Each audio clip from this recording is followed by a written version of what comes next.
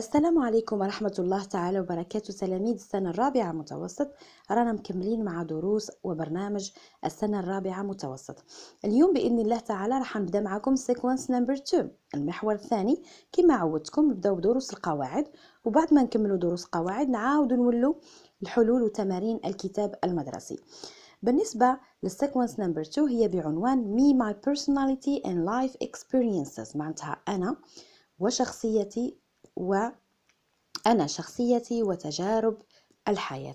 بالنسبة للتلاميذ الجدد اللي راهم يشوفوا في الفيديو لأول مرة، أدعوكم أنا أستاذة اللغة الإنجليزية للاشتراك في قناتي على اليوتيوب الإنجليزية للتعليم المتوسط، وذلك لمتابعة باقي دروس السنة الرابعة متوسط.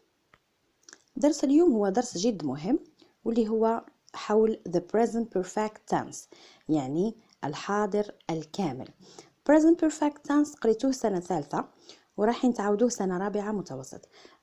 نشوفوا الاستعمال تاعو، يعني علاه نستعملوه present perfect. We use the present perfect to speak about an action started in the past and continue to the present.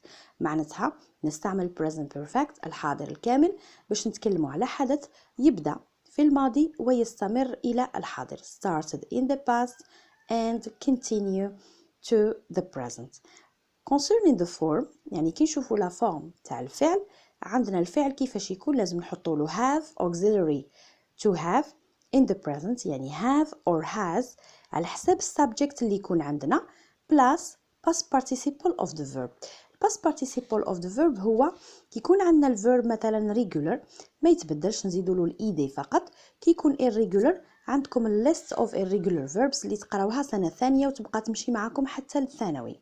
مثلا to go يذهب، هذا at the infinitive، يولي went ذهب، يولي gone هذا هو الباست participle. نتوما تحطوا الخانة واش مكتوب في الخانة الثالثة gone. for example to do did done، تحطوا نتوما done مع have ولا has.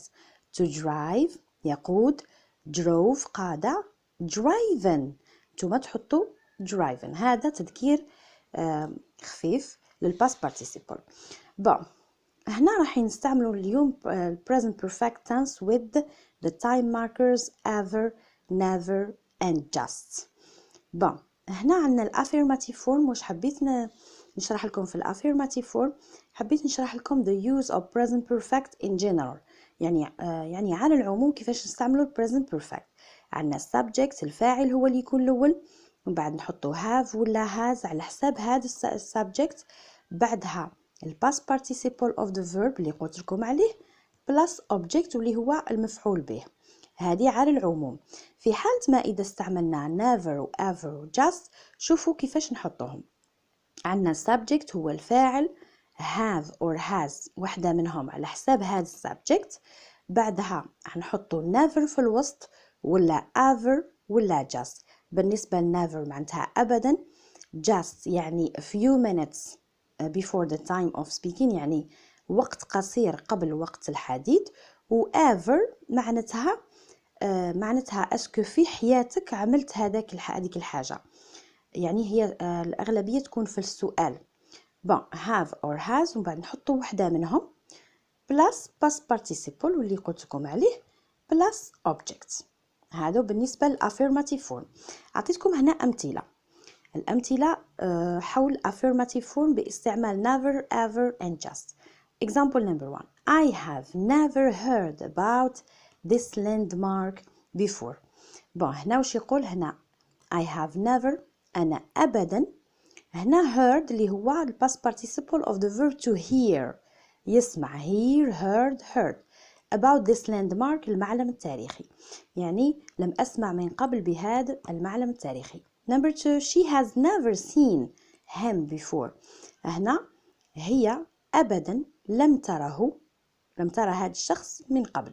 هنا seen هو past participle of to see. see saw تحطوا نتوما seen ثالثة. 3. They have just come from England. هنا قلت لكم just معناتها few minutes before the time of speaking، يعني وقت قصير قبل وقت الحديث. كما هنا قلنا باللي هم، يعني كما نقولوا احنا بالدرجة غير ما جاو من انجلندا. Bon, he has just called him on the phone. يعني هنا واش قلنا بلي هو غير ما عيطلو في التليفون. Few minutes before the time of speaking. Concerning ever تجيب أكثرية في questions، ولكن تقدر تجي في affirmative form. It's the best film. هذا أفضل فيلم I have ever watched. هنا واش نقصدو باللي في حياته كامل ما تفرج فيلم مليح كيما هذا هو المعنى تاع ever. The last one, this is the most expensive. هذه أغلى. The most expensive car. هذه أغلى سيارة he has ever bought. Bought هو ال past participle of the verb to buy، يشتري. هنا وش المعنى؟ معنى في حياته، معناتها في حياته ما شرى سيارة غالية كما هذه السيارة. هذه بالنسبة للأفيرماتيف فورم. درك نشوفوا النيجاتيف فورم يعني النفي.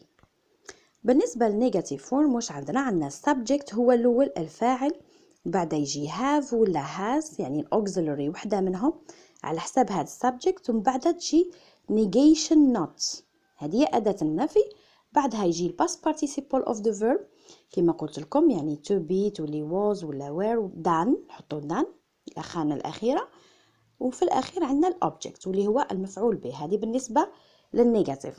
بالنسبة للانتروجاتيف فورم واش عندنا؟ نبداو بهاف ولا هاز، يعني على حساب السبجكت اللي عندنا نبداو بوحدة منهم. هاف ولا هاز موراها يجي subject الفاعل، بعدها يجي ال past participle of the verb، وبعدها يجي الأوبجكت، وفي الأخير تجي question mark أداة الاستفهام. في حالة استعمال ever و just و never شوفوا كيفاش تكون السؤال. يكون have ولا has ديما في الأول، have ولا has موراها subject الفاعل ديما موراهم، ومن بعد تجي وحدة منهم ever ولا just ولا never، لأن رانا نطرحو في السؤال تجي بين subject وبين past participle، بعدها يجي ال past participle of the verb، ومن بعد الأوبجكت، وفي الأخير question mark.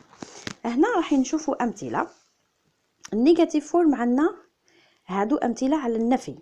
she has not ولا she hasn't abbreviation يعني ال contracted word كي نختصروها تجي hasn't. she hasn't seen the elephant before يعني هي من قبل لم ترى حيوان الفيل من قبل.